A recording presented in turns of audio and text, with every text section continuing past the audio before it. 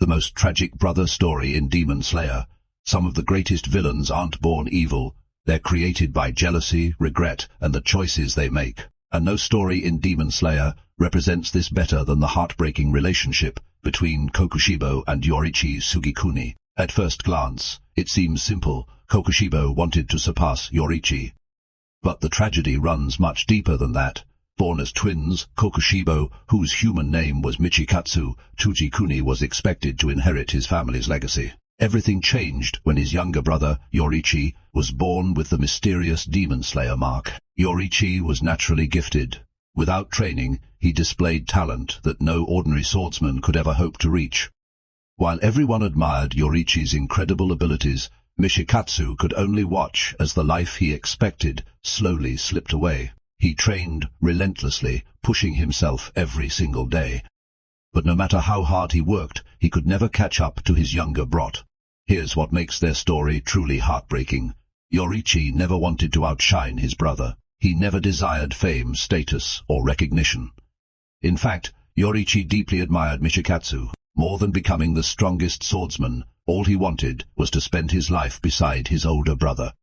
While Kokushibo spent years envying Yoriichi's natural talent, Yoriichi treasured the bond they shared. The power Kokushibo devoted his life to chasing was something Yoriichi never considered important. But jealousy has a way of blinding people, unable to accept living in his brother's shadow and terrified of dying before ever surpassing him. Michikatsu made the decision that changed everything.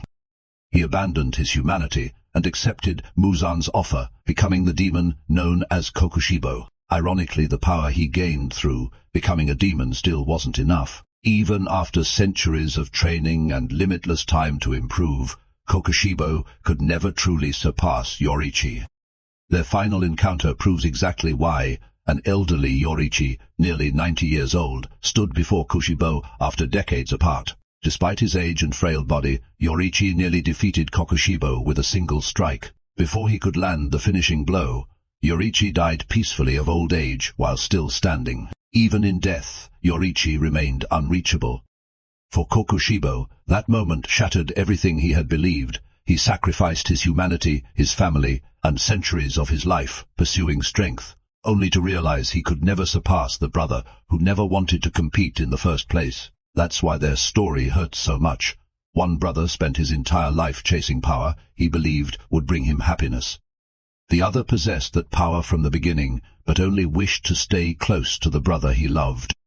In the end, Kokushibo lost everything trying to become someone else, while Yoriichi never stopped valuing the relationship that Kokushibo threw away. Sluggish, something. The greatest tragedy isn't failing to reach your goal. It's realizing too late that what truly mattered was beside you all along.